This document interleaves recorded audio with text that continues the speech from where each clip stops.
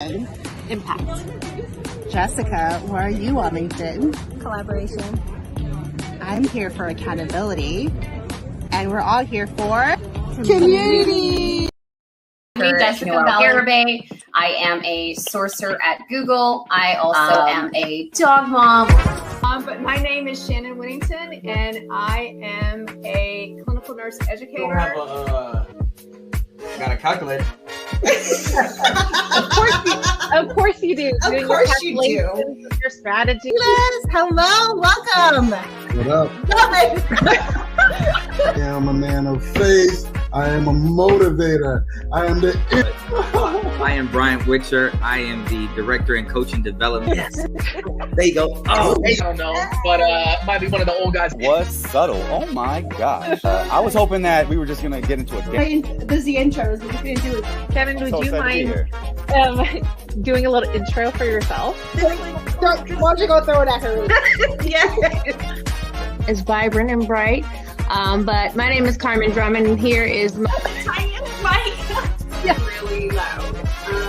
So Val, Jessica. Yes. Hey, who are you? Well, currently residing in Tucson, Arizona. That's okay. I've been doing Pinterest marketing for 5 years. Yes, y'all.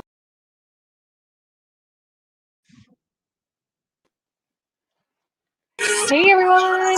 Hello. I wish I had some like fancy graphics, but I have my iPhone playing some music. Hello, everyone. Welcome to our season finale of Career Hustle and Flow. I don't know. I'm sorry. I have two screens up. Let me put this on mute. Let me get my microphone really quick to introduce myself. My name is June Colaroso. I am a career strategist and tech recruiter. And I'm super excited. I can't believe we made it to episode 8. I'm going to pass the mic to my lady on my right. Our last episode, I'm Jessica Williams, your resume finesser and job snatcher. It has been an amazing 8 episodes. It went and came so fast. I'm going to drop the mic to my girl, Valerie. I'm like, it's so hard to gauge. We're gonna make it perfect on season 2. So everyone has to come back in season 2. Hey everyone, thanks for stopping by. Valerie Mekki here, SEO writer, content creator for blog Oh Hello Work Life. And ladies, I may cry at the end. I'm trying to hold myself back, but it's tears. We need tears. This season has been on a live together. Have we? What was that? Have we cried on a live before? I don't cry. No. I can make you cry. If I can make you dance, I can make you cry. You know what? I'm kidding. And I love to ask those like deep connecting like questions. I know. I have to avoid it. Yeah, I know. I can't believe this is finally, we've done 8 episodes. So excited to welcome our next guest. But before we kind of get this show started, I just want to say thank you both to Jessica and Valerie. I know Jessica has to hop off in about 20 minutes. So I just want to say thank you both for joining me on this journey. I know this is just the beginning and I can't wait for season 2, and here comes the tears. I'm just so happy that you two are in my corner and you're my accountability partners. We talk to each other every day, and this is the power of LinkedIn, everyone. You establish great relationships. So thank you. Hey, Hibba. Hey, girl. She's so just want to say hi to Shaniece. I just met her an hour ago, and she stopped by today. See, that's the power of LinkedIn. Yes. LinkedIn is pretty amazing. I wrote in the post today, hey Carl, that I came here looking for a job, and then I found you guys. It was better than a job. Oh, that is so sweet. Yeah, this is a powerful group. Trying to make you cry, girl. Thank you. I know. And in the back of my head, I'm like, hold on to it, Jessica. Hold on to it. Well, I didn't cry. Hibba knows me. I cry in every live, but I didn't cry on her live yesterday with the Mod Project. But okay, so let's get started. with our guest of honor. I'm going to grab my brush. Or actually, I don't know where the mic is going to be thrown at with him because he's going to probably come on the bottom drop of it me. down? Drop it down. Okay. We can all throw our mic at him. What he catches. Let's see what he catches, everyone. To our guest of honor, Mr. Arnold Morales. He's a dear friend of mine, fellow coach, engineer at Boeing, founder of Nontraditional College Success. Let's toss the mic over to Arnold. Oh, hello, everyone. That was pretty good. I tried. My mic is Hey Arnold. All right. Hello, everyone. Thank you for having me. Like June said, Arnold Morales, systems engineer, creating the future airplanes at the world's biggest aerospace company at Boeing, and the president of Nontraditional College Success, a nonprofit helping non-traditional students land their dream jobs. Oh, love it. Welcome. I'm so excited to be here. Aldo. He's got some real lines. Oh my gosh. Well, Arnold, I'm so excited that you're here. I'm excited to be here. I know. Backstory in Arnold and I. So we met, I think, last year. And this is our second live together. He there's Andrew, another fellow engineer. Hey, Andrew. He took over a LinkedIn Live of mine when he was interviewing me on his podcast. Yep. And then I was on your Clubhouse too. Oh, you're right. You were in our Clubhouse too. Yep. I love Arnold that. is everywhere. Hey Arnold, you are everywhere, my friend. Yeah. Hey, I did want to tell you something. Hey Peter, last week I had my 4 wisdom teeth taken out. So it's been less than a week ago, and this is the first time actually like talking a lot. And right now I can feel like the holes or something. It feels kind of weird, but hey, it works. Oh my gosh, you're a trooper.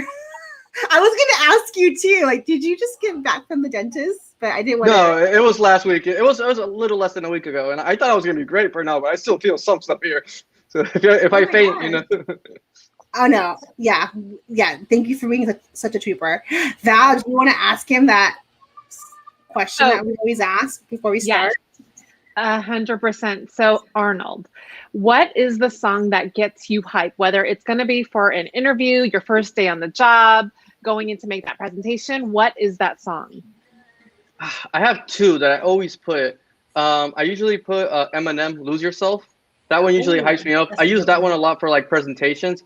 And then I usually put something from Bad Bunny, something Hispanic to remember my side, and something usually right now it's Honakuni. So I'm listening to that one right now usually. But it's either Bad Bunny with Eminem. Ooh, I love that. And then I do a Superman pose. Oh, in the mirror? In front of the mirror? No, I just do it. I should do it. I didn't do it right now. Let me practice. Okay, I'm ready now. He does not need to see himself. He can feel it. I love it. I love it. Awesome. Well, thank you for sharing that with me. Okay. Let's talk about career. Yes, non-traditional. So I was super excited about this conversation because I definitely believe in non-traditional career paths. We don't have to go the same way to see success. So can you give us some of your background to how you found your success in a non-traditional way? Yeah, definitely. Sometimes I get carried away with this topic, and I can't just go talking stuff. Stop me anytime. Let it flow, Arnold. Let it flow. So pretty much, it's kind of interesting because both my parents were immigrants from Honduras.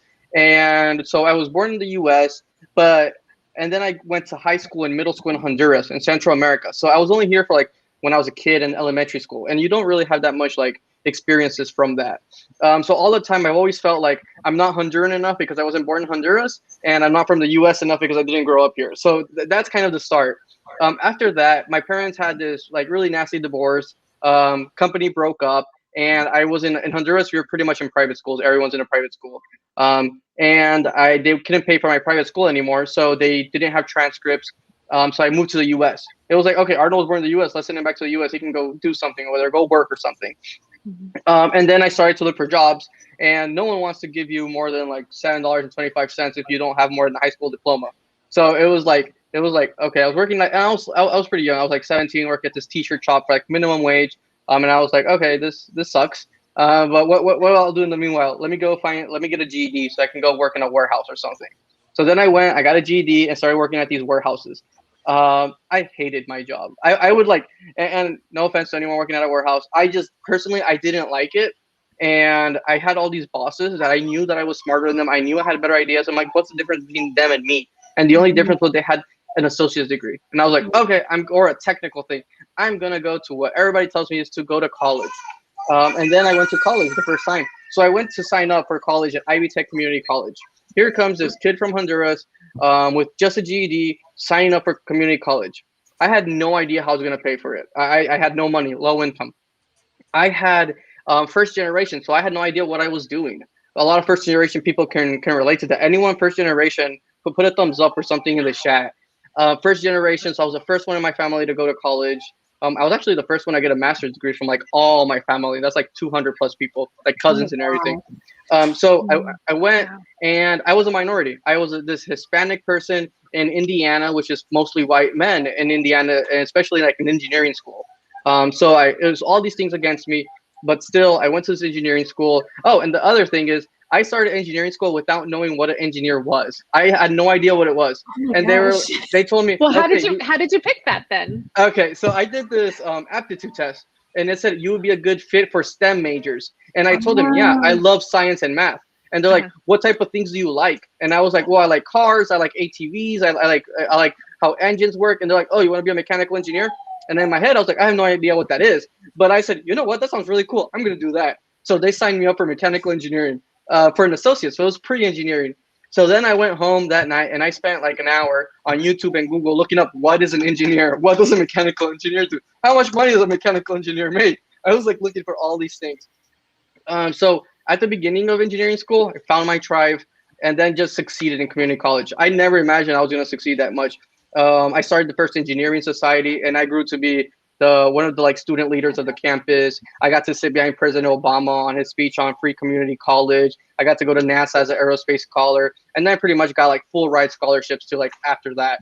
So to make the whole long story short, after that Ivy Tech, I was one of the first engineering graduates too. So I was the first ones to get like an internship. No one knew what internships were at community college. But I got like from a small company, which wasn't a big deal for most engineering students, but for us coming from community college, it was a big deal. Then I went to this non-target school, IUPUI. Does anyone have heard about IUPUI before? No. Exactly, just me. So I went to IUPUI. It's actually it's a joint campus between IU and Purdue University. So that's why Indiana University, Purdue University, Indianapolis. That's why it's IUPUI. So I went to IUPUI. Pretty much everything was paid for, especially because I applied to scholarships because of like all my extracurriculars. And like June was talking to me earlier, I got like $62,000 in free money to go to college. And yeah, so then after that, being from this non-traditional school, I was one of the first ones from my school to get a job at a big company.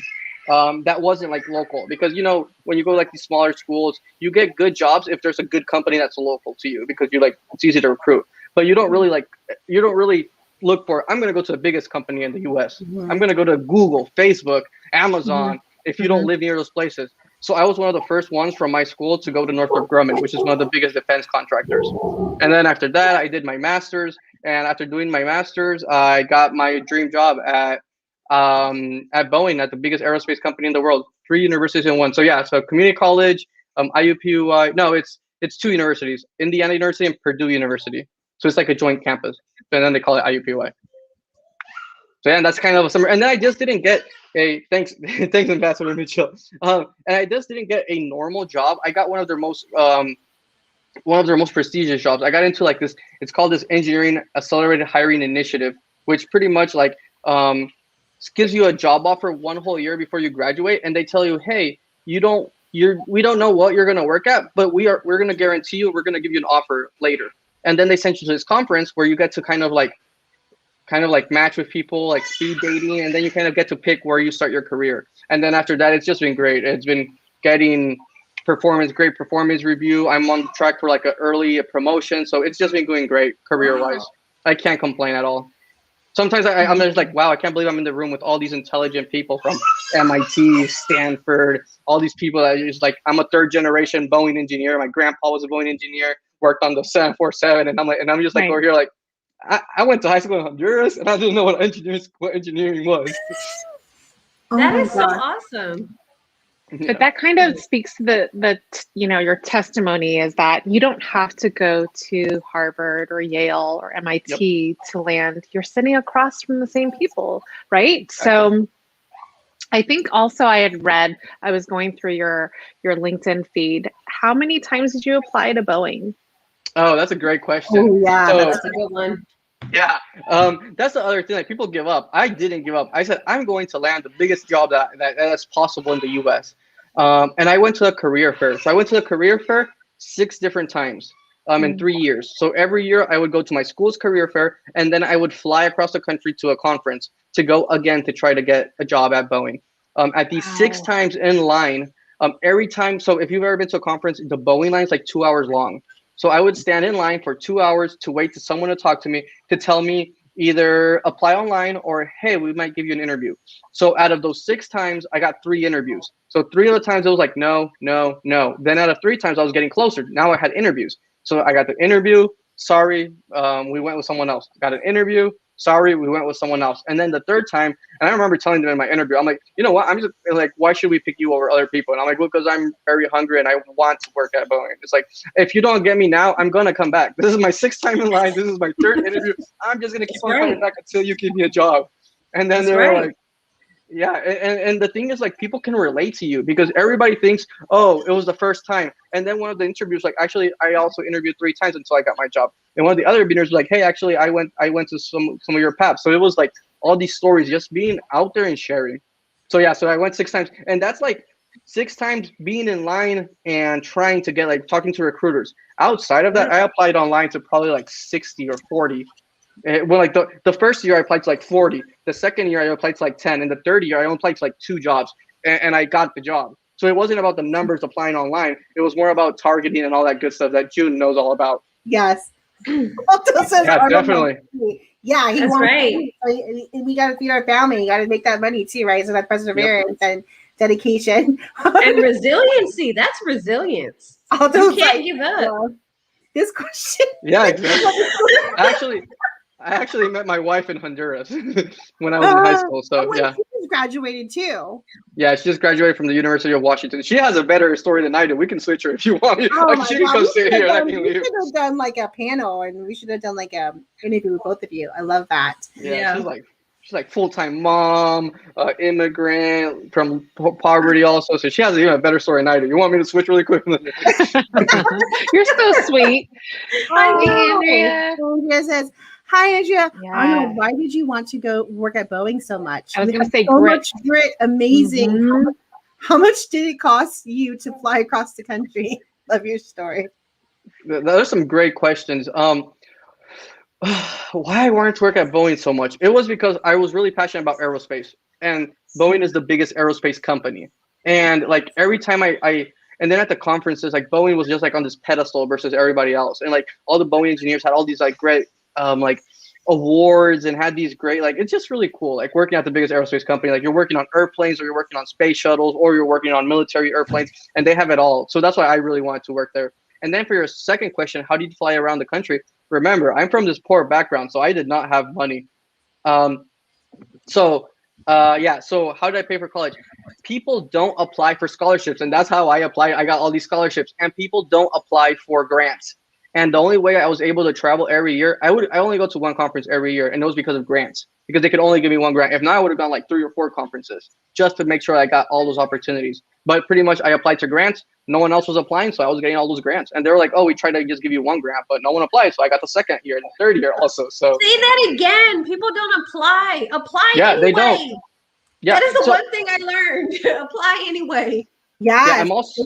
Yeah, go ahead. Sorry, I'm also a scholarship interviewer and reviewer for like essays for Bill and Melinda Gates Scholarship, for Hispanic Scholarship Fund, and now for Great Minds in STEM also. And I've interviewed students and everything. And the number one thing that I've gotten is that people don't apply for positions, for scholarships. They don't apply for things. So then you're obviously not going to get it. So there's so many scholarships out there. I think it was like $42 million worth of scholarships go unused every year, something like that. And I was making sure that I was getting it. 40 million?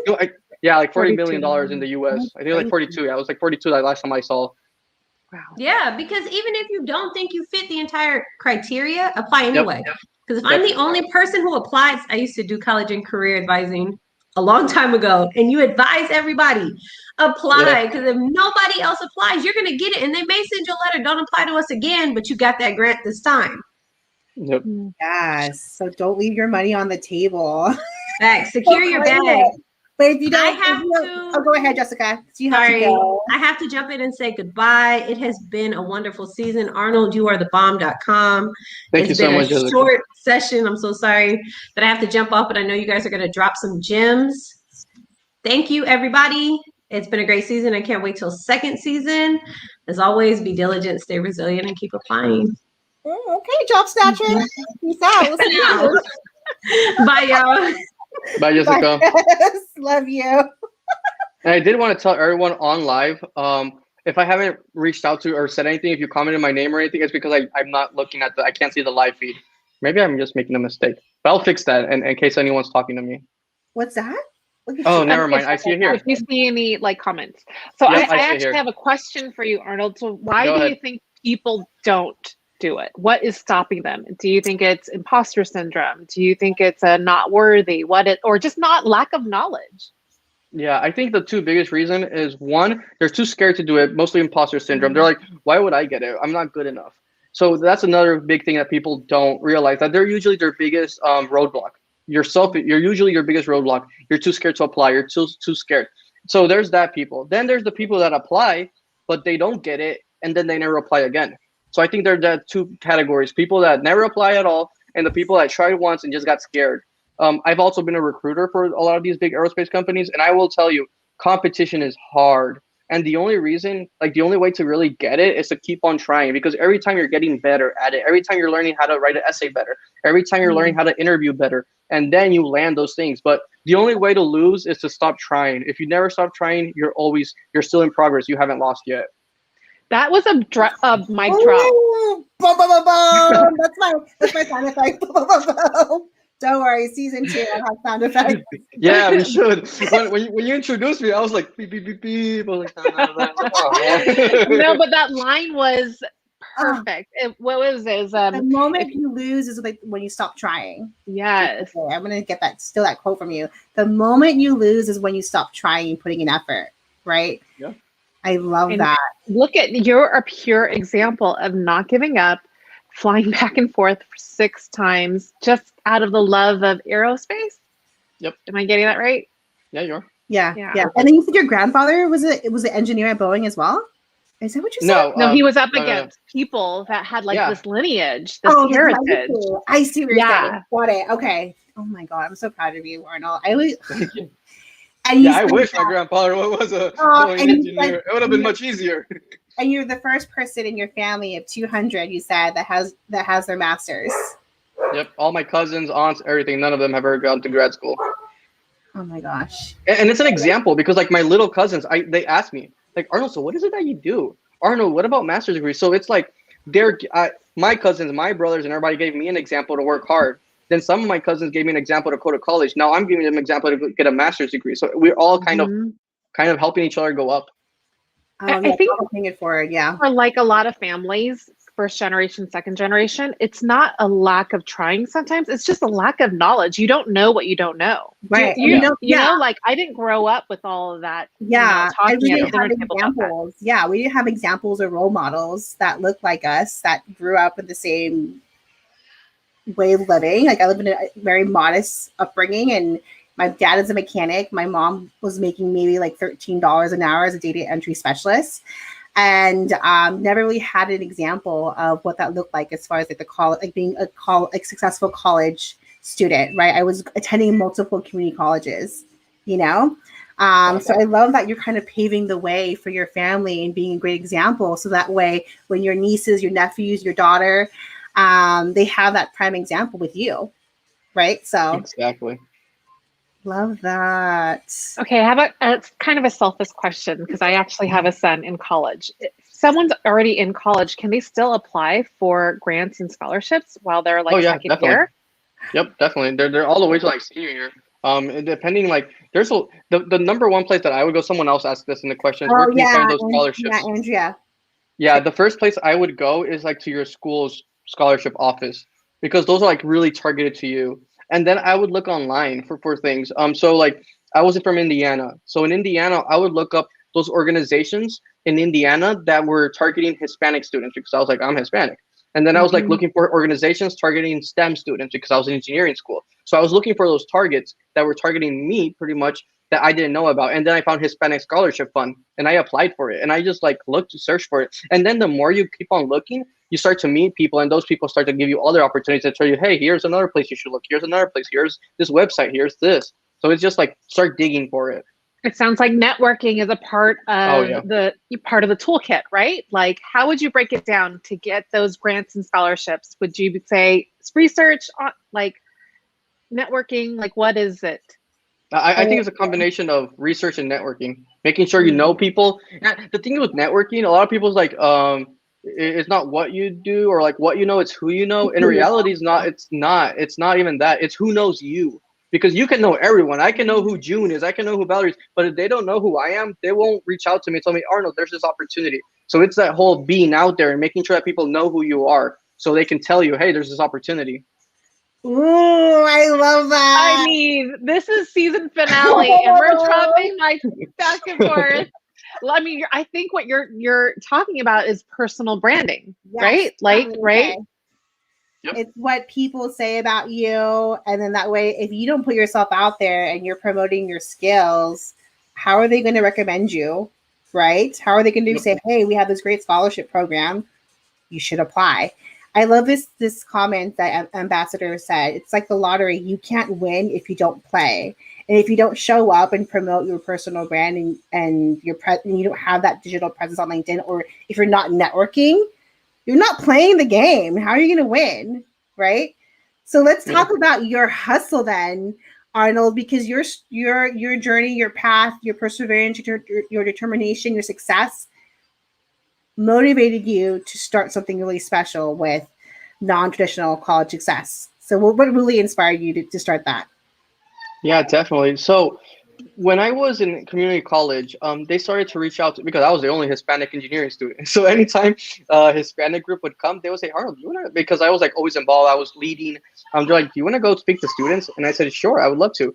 So I started speaking, doing like speaking engagements in college. Then I went to get my bachelor's in my graduate school, and I always did speaking engagements. I ended up doing like career ambassador for the college, so helping. I always wanted to help students, and especially non-traditional ones and non-target students, kind of learn how to land their dream job. I was always doing it as a student, or like learn about college or learn about that. I was really passionate about that, and plus that helped a lot with scholarship applications too. Like I don't always helping out. And then I went. So everyone in Indiana knew me enough already that they could reach out to me, or at least the people that opportunities. So people would reach out to me to go talk to places. Then I came to Seattle. I was new to this area, and I was at a new company, and so I was like, okay, I'll start from scratch. So I didn't know anyone, started to meet people, started to do more work, but I wasn't helping students. And I was like, man, I really want to give back again. And then COVID hit and everything was virtual, and I was by myself with my wife, and we were just there at home. So I was like, you know what? I tried to blog in the past to help students. It didn't work because I don't like writing too much. My dream has always been to do YouTube videos, but there's way too time consuming. And then I was like, someone told me, hey, Arnold, you should start a podcast. And I was like, that is a great idea. I'm going to do a podcast. So I started this podcast because students would ask me for advice. So I was like, hey, now I'm like, students ask me for advice. I'm like, here's my podcast. There's 42 episodes of free advice just for you. And there's like, Arnold, can you give me advice on my resume? I'm like, listen to this episode. Arnold, can you give me advice on salary negotiation? Listen to the episode I had with June. I love it. I love it. It's helping at scale. Yeah, exactly. So then it grew to this moment where it's like creating LinkedIn content too was starting to grow. And I was like, okay, what do I do now? Do I create a business out of this? Or do I create like a nonprofit? And there was the kind of the pros and cons. It was like, if I create a nonprofit, I won't make money. At least like you won't make like real money, like a lot of money to live off of, but I'll make a more bigger impact and I can get volunteers to help me do stuff. If I make it a business, it's going to be hard to get volunteers. So the good side of Arnold, I guess, or the Arnold part was like, okay, I'll make it a nonprofit. I'm going to go that route. I do have kind of my side ideas for like the future. I'll do this for like professionals, and I have all the experience now from nonprofits that would like become a business. But so there's some selfish into it. It wasn't just, oh, I'm just a really good person. But so I was like, I'll do this. I'll do a nonprofit. That way, if I make some mistakes, it's not a big deal, and other people are gonna want to help too. So that's how the hustle started, and just started doing nonprofit after the podcast. Started to do panels. I started to do a whole bunch of like helping students, like Zoom events, and just it started to grow and grow and grow. I love it. I have your LinkedIn page right here. Awesome. I love it. I just also dropped Arnold's podcast in the chat comment section. So please download it. What's the name of the podcast? Nontraditional College Success. Same name of the nonprofit. Yep. I love that. Yeah, and it's all about like stories of people that made it or career advice. One of them, I had like this astronaut that went from farm worker to astronaut, literally working in the farms, and now he was a NASA astronaut. We have people there from like I grew up raising pigs in Mexico, and now I work as a NASA PhD. So it's some great stories on there. I love it. Actually, was trying to pull up your picture here. This picture, you talked about being rejected how many times at Boeing. 1 second, let me pull it up really quick. I found it was a powerful post. Yeah, that post went viral. That went viral. That had like 19,000 posts. Yeah, when did you post this?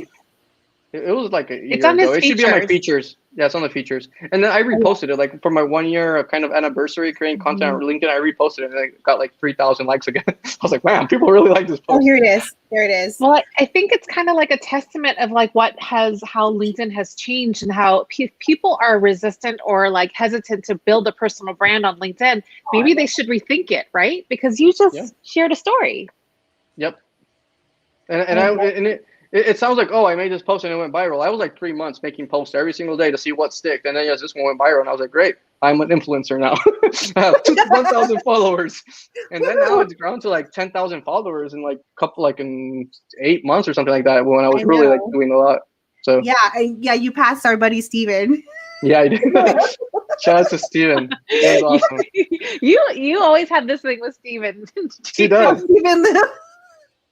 And I use it as motivation too, to be honest, June. I was like, I'm gonna use Steven's, like my goal is to pass Steven. Then my next goal was to pass June, but June is just killing it, so it's kind of hard. I'm not. What was I gonna say? And like I remember I would always see Steven. I wish he was here. I'm gonna text him right now.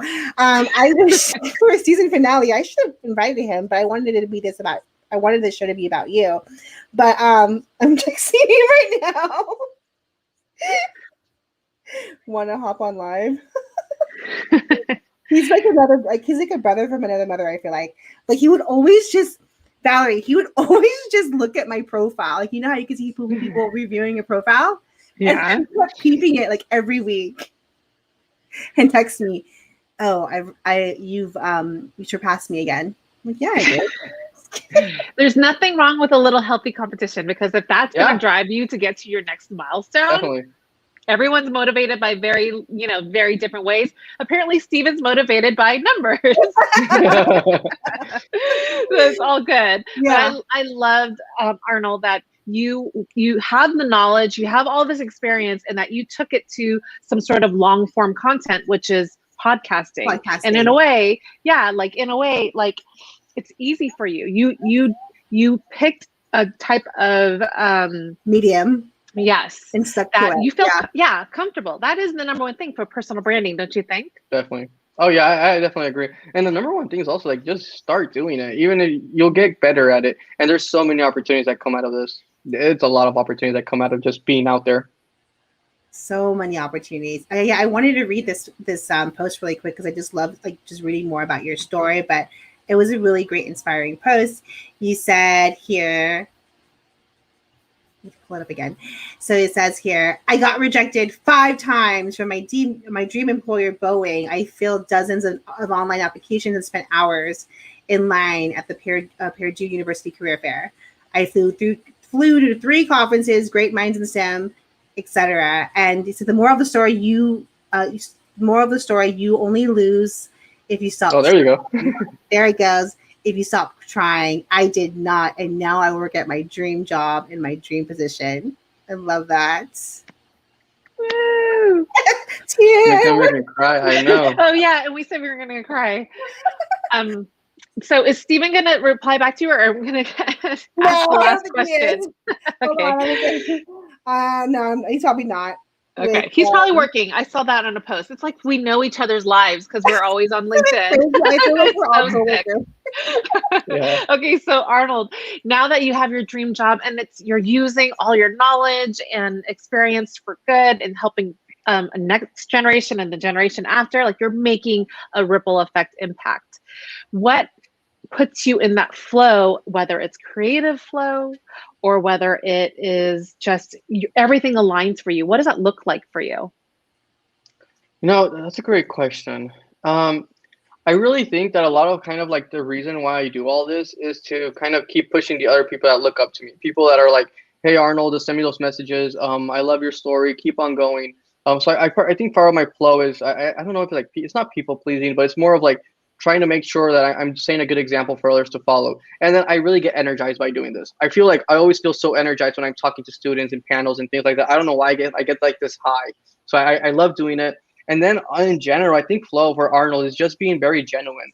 Like I love to be very honest about things. I love, I don't know why, but in corporate America, everybody is like just trying to be so professional. Everybody's acting like they're the most professional person. And in reality, we all have kind of the same kind of goofy personalities when you're trying to have fun with people. So I try to be like an actual person, not trying to always act like the part. So always trying to be genuine, always trying to have fun. I want to be like June, that's just like always fun and on all her stuff. I want to be more like that, but I'm not. So I'm trying to be fun. So I would say that my flow is kind of genuine, trying to have fun, and then just being real. I love that. Andrew says, Arnold's next job, astronaut. Is it really? That's what that is it. That's one of my I forgot what they call it, like those reach goals that you're like, hey, you know what? I never thought it would be a possibility for me to be an astronaut. Then I interviewed an astronaut, and I was like, wait a minute. You meet almost all the on your podcast. Yeah. And then I was like, wait a minute. I almost meet all the requirements. I meet all the technical requirements. The only requirement I don't meet is like the military physical aspect of it. So I'm like, I need to get in shape so I can start applying. And then after that, I'm like, okay. So, and then I started to look at all these stories and I'm like, that is a possibility. So it is something that it's like a long-term 5-year goal that I'm going to start working towards. And then even if I don't make it, just the journey of it's going to be really fun. So I'm going to start learning how to scuba dive, going to learn how to fly an airplane, do all these really cool things that I want to do anyways, and just keep applying. Maybe I'll be in space one day. So you never know. Oh, hey, it can happen. That's why I got this guy. Yeah, that's my new motivation. I love it. That's like your little vision board. It's going to happen. Hey, you went to, Boeing 6 times. You still had that fire inside you. I think, when we get to a certain point in our career, we kind of like let that fire that we used to have kind of like die down a little. I don't know if it's because we're just getting older and wiser, or we feel like, I'm set, I'm okay with where I'm in this comfort zone. But I love the fact that you're taking on this challenge, and I can't wait to see when you walk on that spaceship. Yeah, definitely. And not just and that's definitely like a very long-term thing. Even like shorter term, I'm also like trying to become a manager at a company. I'm also trying to get into these leadership programs, all these things. And when I talk to people, sometimes some people are like, bro, you just started like 3 years ago. You should calm down. Like, why are you trying to do all these things? And in reality, it's like, no, it's like, that's why you didn't do these things. It's like, so I try to make sure that I have mentors and people that are those people like me that are like, Arnold, you can make it. I did it. Like I got the company to pay for me to go to MIT for 2 years, and they were paying my salary, and I was just studying to get 2 degrees. And I was like, you can go apply to that. Arnold, why don't you become a leader? So all these things that I'm also trying to that I put myself to try to do just to keep motivated, because if not, I feel like I would just become complacent. Like I feel like at this moment in my career, I make enough money where I don't worry about money. I'm not rich, but I'm not poor. I don't worry about money. But it's more about kind of like personal growth and trying to like push myself to become better and better and better. Just because if not, I don't know. I feel like if you're not growing, you're dying, right? I don't know. Oh my God. And if you're not taking risks and exploring and pushing yourself outside of your comfort zone, then you're not living, and we only have one life to live. So thank you so much, Arnold. What is your last advice out there on our last episode of Career Hustle and Flow? People watching the replay, hopefully listening to the podcast, because we're hoping to transcribe all of the content that we've created, all the episodes into a podcast. So we may need to pick your brain there. But what is your tips last tip out there for anyone that wants to succeed in college, in personal branding, in their business? Yeah, I think my last tip would be, if your dreams don't scare you, they're not big enough. And that's usually one that I love and I really try to follow. Is if my dreams, my goals in the future aren't crazy, that make some people feel uncomfortable, they're not big enough. You're thinking too small. So like me being an astronaut, some people look at that and like, bro, that's ridiculous. And it's like, it kind of is sometimes, but it's kind of out there. But it really is. If your dreams don't scare you and you're just not like, oh my God, how am I going to make that happen? Then they're not big enough. And just dream big and don't stop trying. Don't stop trying. Love it. Well, thank you so much, Arnold. Any last words from you, Val? I just want to say thank you, everyone who joined us today, and then also the other 8 episodes. We are going to take a break, but we'll be back in September with a pretty fire-driven lineup, right, June? Yes, fire. And we're working on a few other guests too. In the works. It's going to happen. You know who I'm talking about too, Val. So. Yeah, we're dreaming big, like really big. I like it. Big, right? Hey, I never thought he was gonna say the astronaut was gonna say yes to my podcast, and then he said yes, and I'm like, yes. Where did you go? Did you hear that? Oh no! Where did you meet this astronaut, by the way? LinkedIn. I just heard his story. He's gonna have a Netflix movie coming out like in a year or something like that about him becoming picking fruit in California, then became an astronaut. He applied 11 times to NASA. He like from poverty. So I just heard his story and I was like, wow. And then I knew he was going to do a Netflix show. So I reached out, ignored. And then I saw he had his wine. He was opening a wine company. So it's pretty cool because he started working out, picking wine for other people. Now he has his own wine company. And so he started his wine company. I'm like, hey, by the way, I have 10,000 followers that are engineers. I didn't say students, that are engineers. Do you want to come on my podcast and just give some advice, talk about your wine? Like, sure, why not? So, yeah, you keep on trying. You try to find how you can help people so they can help you. Can you send me that podcast episode? Yeah, I definitely will. I wanted to hear that story. Oh my God, he went from. It was like episode 40. Yeah, it was like episode 40. How many episodes have you done yet already? 42. All right. Well, try to drop it in the comments below so that everyone can go ahead and download and also subscribe to his podcast. Is there any other way that people can connect with you? What is the best way? Yeah, best way is just follow me on LinkedIn. That's the place I'm most active, I think. The podcast, I'm kind of in a break that just became very long. But I need to start doing it again. But LinkedIn, I'm more consistent. I'm so proud of you that you took a break. I think it was like a month, right? Or 2 months? Yeah, it was like 2 months. Yeah. I'm hoping June, do you have any parting last words on our last episode? Yeah, thank you everyone for tuning in. This whole idea of a show just all kind of stemmed from building relationships here on LinkedIn. And then I had the opportunity to meet with Val and Jessica over dinner. And now we are here. So in our whole mission of this live series is just to really empower everyone by, sharing stories like Arnold to give you hope and inspiration to keep going, to not give up in your career, in your business side hustle.